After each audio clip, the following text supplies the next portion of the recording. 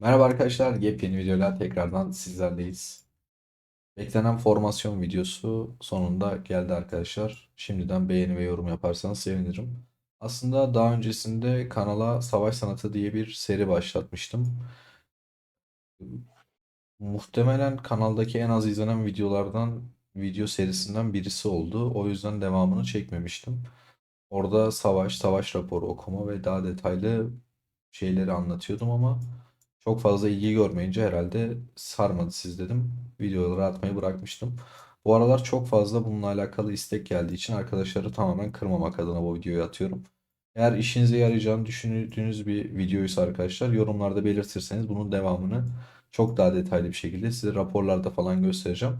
Şimdi sadece temel olarak kendi kullandığım formasyonları, rakip ne tarz savunma yaparsa nasıl saldırdığımı ya da nereye nasıl e, askerler gönderdiğimi falan bunları üstünkörü anlatacağım. Dediğim gibi elimde kullandığım formasyonla alakalı da bir tane tablo yaptım. O tabloyu da size videonun sonunda göstereceğim. Dinlemek istemeyen arkadaşlar direkt videonun sonuna gidip o tablonun SS'ini de alabilirler. Şimdiden izlediğiniz için teşekkürler.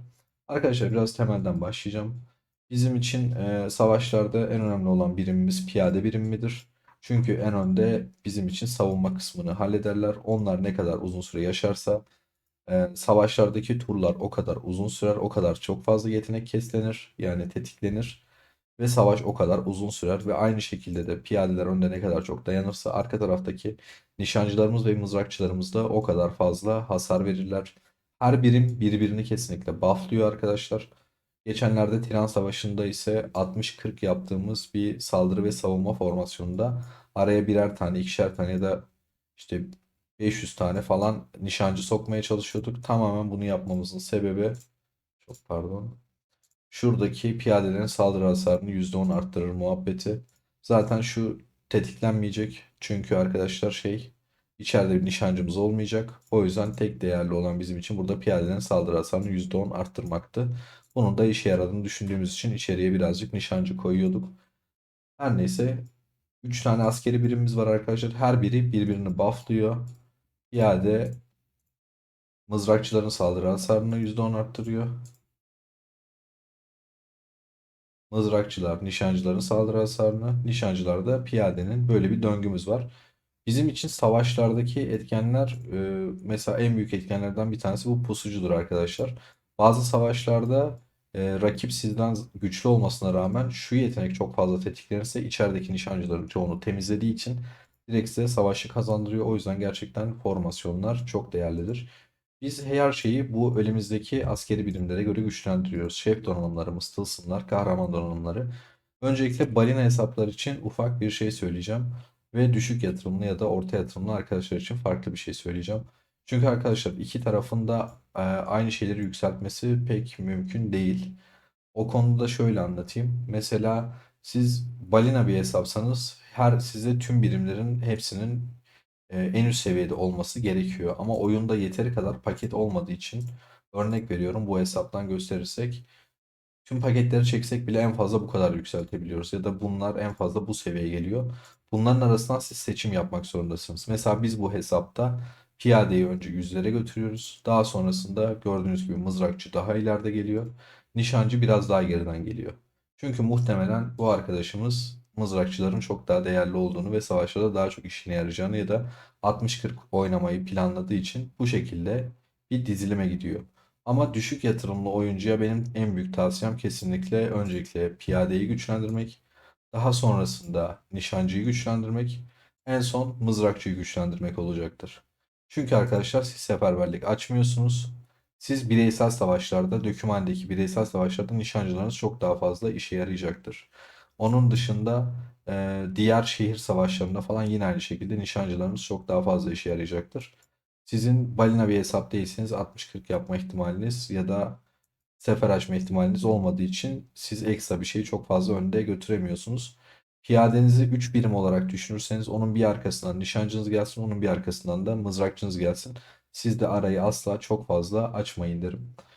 Ee, Biraz sonra göstereceğim tabloda şeyi koymayı unutmuşum. 60-40'ı koymayı unutmuşum. Geçen gün Tiran'da da zaten denemiştik. Orada da söylemiştim.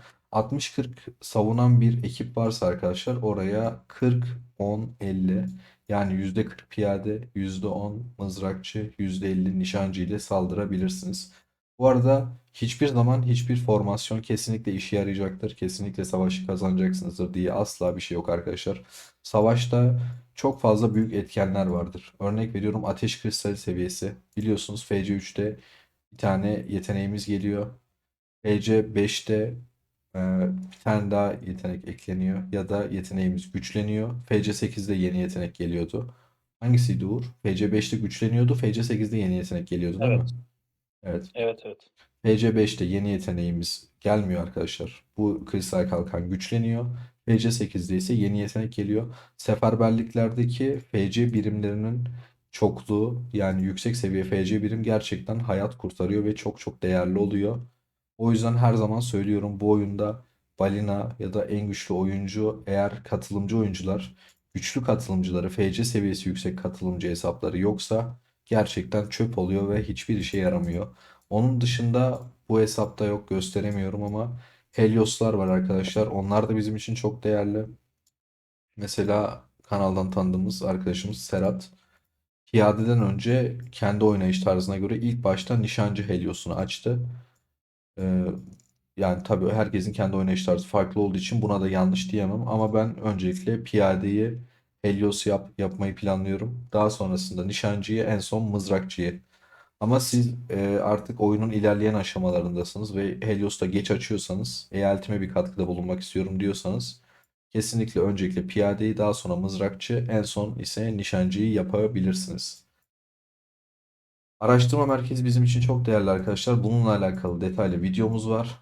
O yüzden ya her zaman savaşlarda ben şeyi söylüyorum. Neydi onun adı? Bizim için her zaman en değerli olan şey arkadaşlar piyade sağlığı, piyade savunması, nişancı öldürücülüğü, mızrakçı öldürücülüğü, daha sonra nişancı ve mızrakçı saldırısı. Zaten hangisinin değerli olduğunu şuradan da anlayabiliyorsunuz. Oyun bize kendisi burada veriyor. Buradan çok gösteremeyeceğim ama kendi hesabınızdan kontrol ederseniz eğer arkadaşlar bunun piyade sağlığını bir seviyeye basarken mesela 10 gün falan istiyordur. Ama şununkini basarken çok daha az istiyordur. Şu an buradan dediğim gibi seviyeleri eşit olmadığı için gösteremeyeceğim. Şuradaki araştırma merkezinin sürelerinden bile hangisinin değerli olduğunu anlayabilirsiniz. Ya da bazı hesaplar piyade sağlığı ya da öldürücülüğü çok değerli diyorlar ama inanın değerli değil arkadaşlar. Kesinlikle en önemli şey piyade sağlığı, daha sonra mızrakçı nişancı öldürücülüğü, sonradan savunma ve saldırılar devreye giriyor. Onu da adım gibi eminim ve o yüzden çok net bir şekilde konuşabiliyorum. Her neyse çok uzatmayacağım. Kendim savaşlarda denediğim şu ana kadar ve yaptığım bir tablo var. Onu size şöyle göstereyim. Ekranı tam olarak sığdıramıyorum ama ekran görüntüsü alıp isterseniz bunu kullanabilirsiniz. Ama dediğim gibi arkadaşlar bu tabloyu vermek biraz cesaret işi. Çünkü yarın öbür gün çok başka bir hesapta girip bu formasyonları deneyeceksiniz ve muhtemelen işe yaramayabilir. Sonrasında lütfen bana şey söylemeyin. Ee, %100 kesinlikle işe yarayacak diye bir şey yok. Sadece bunu arkadaşlar rica etti diye kendi kullandığım tabloyu sizlerle de paylaşmak istedim. Belki işinize yararsa SS alıp siz de kullanabilirsiniz bunu. Her neyse. Şu savaşta en önemli şey ve formasyonları belirleyen şey arkadaşlar aslında sizin istatistikleriniz. Nasıl? Yapacağınız formasyon kesinlikle şeyle çok alakalı. Mesela sizin işte mızrakçı öldürücünüz 734 ama nişancı öldürücünüz 683. Eğer yeterli istatistikleriniz yoksa 60-40 yapamazsınız. 60-40'ta ne? Hani sizin neyiniz önemli? Piyade savunmanız, piyade sağlığınız, mızrakçı saldırısı ve mızrakçı öldürücünüz değerli. Ama sizin nişancı saldırınız ve nişancı öldürücünüz mızrakçıya göre çok çok daha ilerideyse zaten gidip 60-40 yapmayın arkadaşlar. Nişancının buffları tamamen boşa kullanmış oluyorsunuz. Tamamen kendi oyununuzdaki kendi istatistiklerinize göre bir formasyon yapmanız gerekiyor. Ve kesinlikle rakibin formasyonu ve rakibin istatistikleri o da çok değerli. O yüzden bazen çok absürt raporlarla falan karşılaşabilirsiniz. Rakip sizden çok daha güçlüdür. Ama bir bakarsınız savaşı çok rahat bir şekilde kazanmışsınız. Bunun nasıl olduğunu anlayamazsınız. Tamamen aslında bununla alakalı bir durum. Kendi istatistikleriniz ve oluşturduğunuz formasyon. Onun dışında şans faktörü yok mu? İnanın çok çok büyük şans faktörü var. Her şeyi doğru yaparsınız arkadaşlar. Şuradaki bir tane yetenek 20 kere tetiklenir. Karşı taraf 2 kere tetiklenir. İnanılmaz bir şekilde savaşın seyrini değiştirir. Onun dışında seferberliğe katılımcı oyuncular da çok çok değerlidir. Bununla alakalı çok da şeye girmeyeceğim. Zaten birçok videoda detaylı bir şekilde bunu anlattık. Ee, Dediğim gibi bunu çok uzatmayacağım arkadaşlar. Sadece o elimdeki listeyi vermek için aslında bu videoyu çektim. Arkadaşlara ulaştırmak için listeyi tekrar şöyle ekrana getireyim SS almanız için. Kafanıza takılan bir soru varsa ya da çok daha detaylı bir şekilde anlatmamı istiyorsanız bunu bir seri haline getireceğim ve savaş sanatını devam ettireceğim. Bu videoya kaç beğeni gelirse 500 beğeni gelirse arkadaşlar bunu seri seri yapacağım. Detaylı bir şekilde işte şu raporlardaki şeyler hangisi hangisine vuruyor ya da savaş raporu nasıl okunuyor. Çünkü eski çektiğim videoya baktım da gerçekten çok da sağlıklı değil. 8 ay önce çektiğim video. O yüzden güncellenmesi gerekiyor ama tabii ki sizin isteğiniz doğrultusunda olacak bu. Çok da uzatmayayım lafı. İzlediğiniz için teşekkürler. Beğenip yorum yaparsanız sevinirim. Dediğim gibi videonun devamını ya da serisine gelmesini istiyorsanız 500 beğeniye sizlerle olacak. Sağlıcakla kalın arkadaşlar. Seviliyorsunuz.